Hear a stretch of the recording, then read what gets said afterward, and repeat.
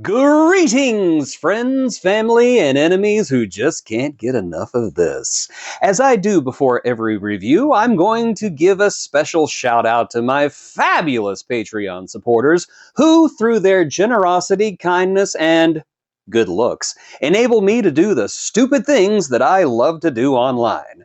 And so, to Monsieur John Borg, James Gibbons, and Bradley Amiel Julian, you have my heartfelt gratitude and my eternal thanks. If you would like to become one of my Patreons and receive these shoutouts and additional perks, just look for the link in the video description below.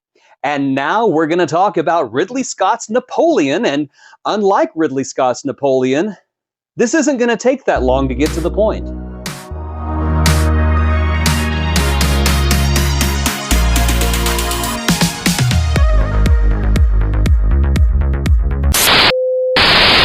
Napoleon is a 2023 historical drama directed by Sir Ridley Scott and starring Joaquin Phoenix as the legendary Napoleon Bonaparte. I'm going to be 100% transparent here, folks. This is only the third movie in my entire lifetime that I have walked out of.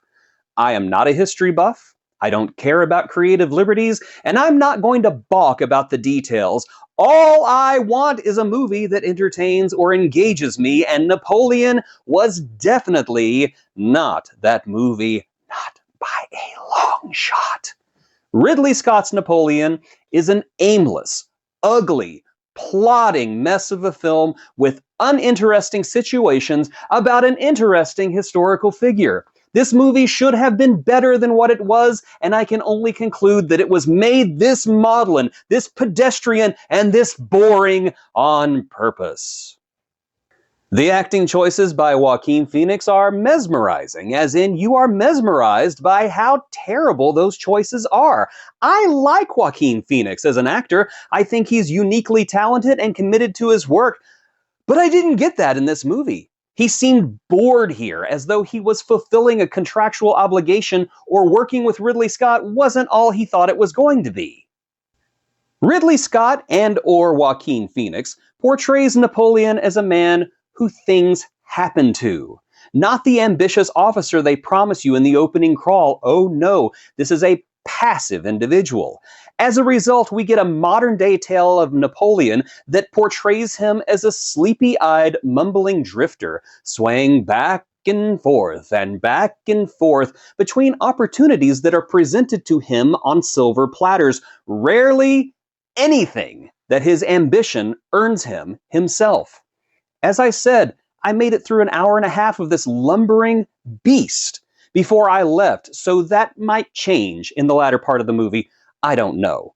And after an hour and a half of being lulled to sleep, I honestly didn't care anymore. What's more is that the narrative of this movie is one of passivity, as if nothing that Napoleon does matters, but everything that happens to him does. This is punctuated by a terrible love story between two terrible people, which might be interesting, let's say like Fight Club, but it isn't. You have to at least give Ridley Scott credit. When it comes to being terrible, he is consistent. What's more, Napoleon is presented as drably as possible. There is so little worth looking at with its dull color palette and flat presentation. That is when you can see what's being presented, because so many of the scenes are shot only with candles being the only light source, and while that's historically accurate, I guess, it doesn't do this movie any favors. And if we're going with historical accuracy with the lighting, why didn't we go with historical accuracy with the accents or the language? Were there no French actors available? When you get right down to it, though, Napoleon is boring. That's it. It's a boring movie. Nothing presented in the hour and a half that I sat through. Nothing in that hour and a half remotely piqued my interest. Nothing in that butt-numbing hour and a half that I sat through spoke to me, challenged me, enraged me, made me smile. Nothing. Watching Napoleon is like sitting through a boring history lecture told by an ancient teacher who just learned PowerPoint. What's worse is that this teacher is also in the beginning stages of senility, so you never really know if they're telling the truth or not, and honestly, you don't even know if they know the difference. Napoleon is a chore to sit through. It's a chore because the director can't find a point to his own narrative, and the star appears to approach the part with this aggressive disinterest. This film never touches on what makes Napoleon an interesting historical figure, or even why a movie should be made about him at all. And so we get this bloated heap of a film that is a combination of frustration and pure hubris. This is not a movie made for the masses. This is not a movie made for you and me. This is a movie made for film critics and award ceremonies. It's a dreadful film, drab, pointless, and sitting through it feels like you're being punished for something you did. To make the obvious joke here, Napoleon could have been an astounding historical drama, but it came up short. I told you that wouldn't take long. Am I cheating by reviewing a movie that I admit that I walked out of? No. If a movie can't grab even a sliver of my attention after an hour and a half, it's Dunskies as far as I'm concerned. I sat through Mortal Kombat Annihilation. I sat through Batman and Robin. I sat through Birth. Those movies at least kept my attention. This was awful.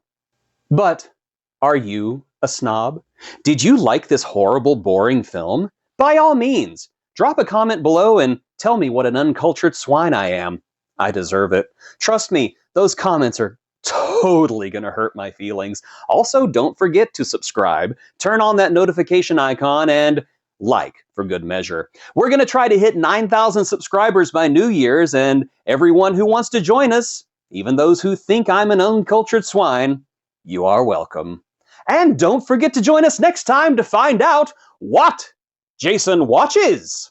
Hate this movie. Terrible movie. Never want to see it again. I left my wallet.